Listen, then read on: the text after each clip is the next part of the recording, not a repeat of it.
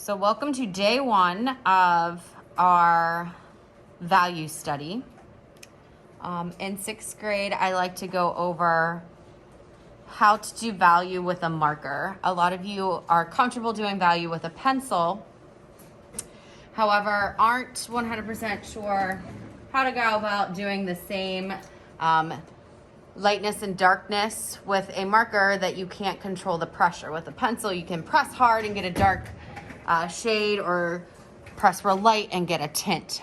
So after this demonstration, you are going to go grab a value sphere worksheet, and we are going to be making spheres, which is the three-dimensional version of a circle. It is like a globe or a ball, and we're going to be doing this in pen and ink. Today, I am going to, these are kind of backwards, begin by showing you contour hatching, which is hatching, which is a fancy word for basically making lines. Follows the contour or curve or outline of an object. In this case, the hatching is rounded to match the shape of the circle. In order to do cross hatching, you have to start here.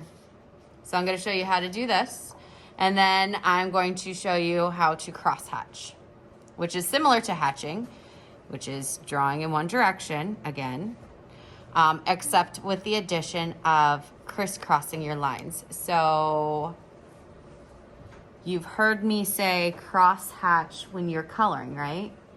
I pushed that from like grade 3 on.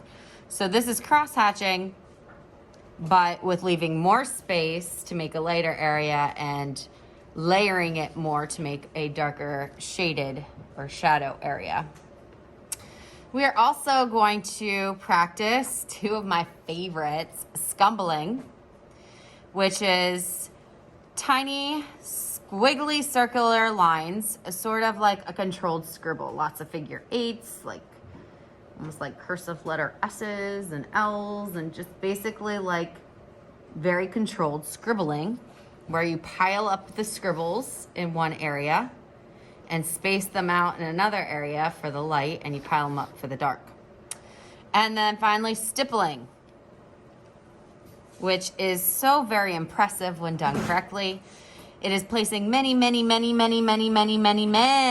dots on a paper to indicate shading. Probably the most time-consuming of all the methods, but creates some of the neatest effects. So if you look real close at that guy, these two, uh-oh, the paper's slapping. So many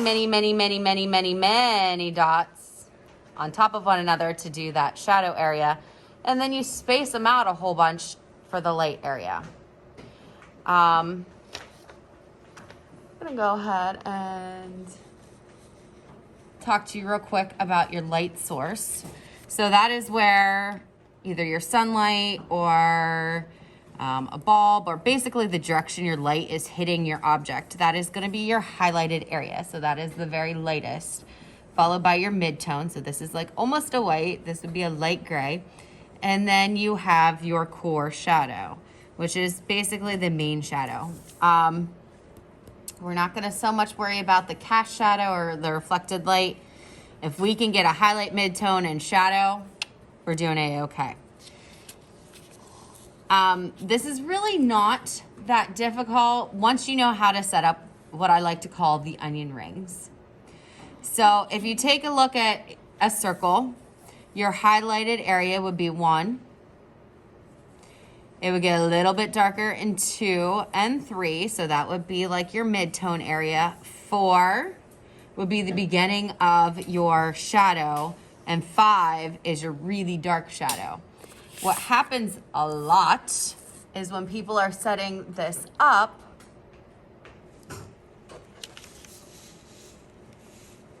they tend to draw the circle and then do like curves instead of actual rings. So it's onion rings, not curves. Goes all the way around. Notice that the distance between the rings here is very thin and it's wider on this spot over here because it's at an angle. Now, if this was centered in the middle of my paper, it would be more like a bullseye, but we're not gonna do that. Our highlight is going to be offset in the upper right-hand corner. So common mistakes are they do the highlight, the light reflector, just like we kind of did with the eye. So when we are doing animated eyes, we put that jelly bean of light in there to show a light reflector. And then we have these curves. They almost got it, but they needed to go all the way around. Another thing that happens, a common mistake, is they put the jelly bean in and then they almost do like crescent moons with a whole ring around the outside. Last but not least, and I would say probably the most common, is this guy right here. This is not 100% wrong if my light is coming in at a 90-degree angle and hitting right here. It's not completely wrong. It's just not what we're doing. Okay? So we want to make sure that our rings are going all the way around. So it looks something like that. All right, let me zoom out a little bit. So we are going to be cross-hatching, scumbling, and stippling. For time purposes, I'm gonna let you draw with a little stencil. Just make sure it's clean. It's a paint tray. You're gonna need a pencil and a regular fine point Sharpie marker. This one was done in ultra fine point, and it takes a lot longer. So I'm gonna let you use the fine point. Same effect. Not as much time. So the first thing that you are going to do is trace 3 of these circles on your paper lightly with a pencil.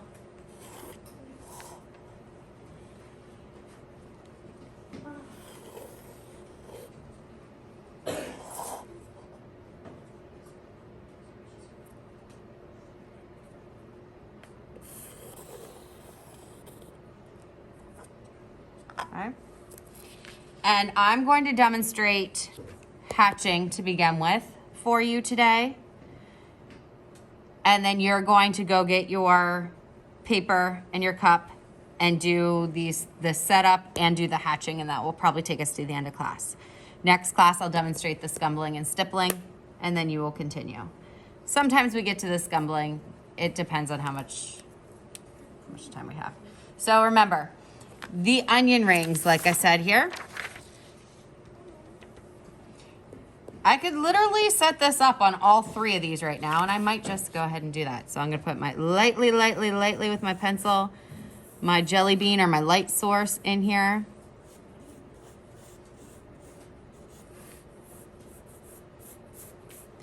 Onion ring number 1. Number 2. And it doesn't have to be perfect. This is just a reference. You're gonna erase this.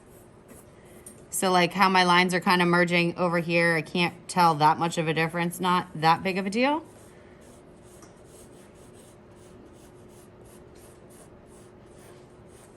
Because these are my reference lines, they're gesture lines, they're those wispy lines, short little lines. Don't try to draw one solid sweep. A perfect circle in one pass. It never happens. Okay.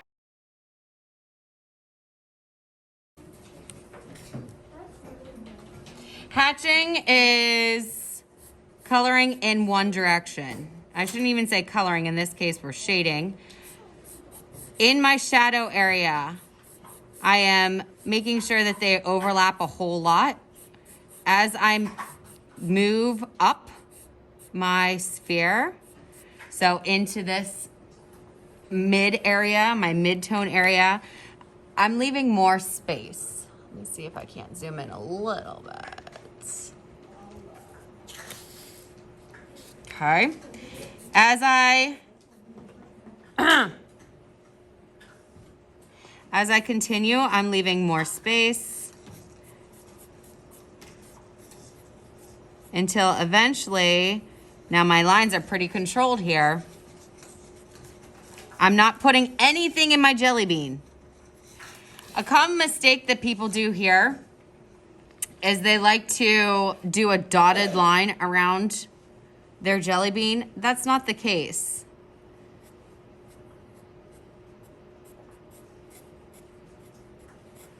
There are shorter lines, sure. But it's not a dotted line. I might even, if it looks too unnatural, put a little bit in there. So I am doing some short strokes. I'm doing some longer strokes, especially on this side over here. I'm doing longer strokes and they're overlapping each other. So you don't have to be as precise. As I'm moving up, again, I'm spreading them out more. And I am following the curve of my sphere. You can literally probably get away with just outlining the outside of your sphere for this one to begin with. Now, remember how tight these rings are over here? So quickly I'm going from real dark to real light.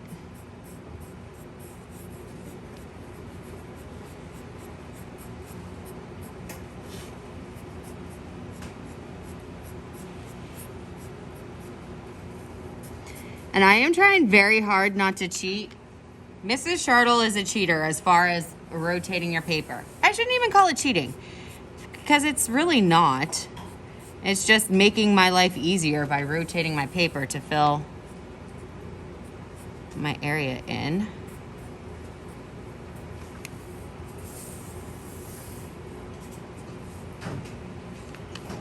All right, we're gonna just pretend that this top half is done for time's sake right now.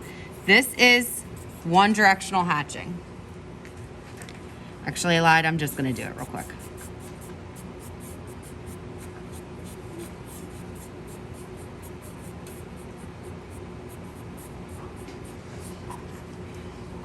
So that is the hatching. Cross hatching just means that we're gonna go in a different direction. If I were to define how that guy would be if it were just hatched,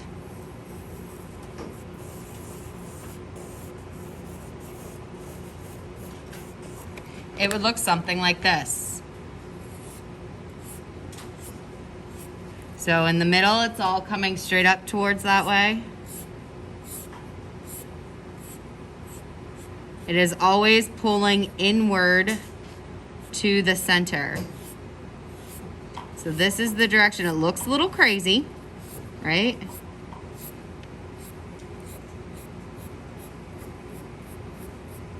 But all of our lines are going in towards the center. I'm going to do the same thing. I'm going to do that process over top of this.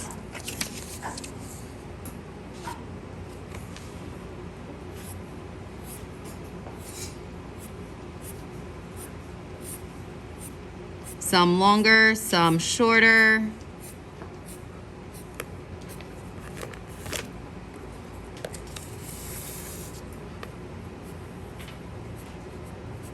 Now, when I'm over on this short side, I don't have as much area to draw my wisps in. So they have to be pretty short.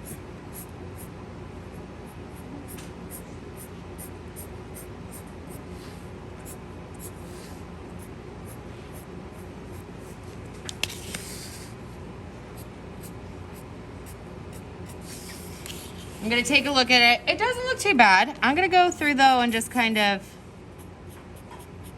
put some more short ones in here. Fill in my really dark shadowed area a little bit more because I shouldn't see that much of the paper through there.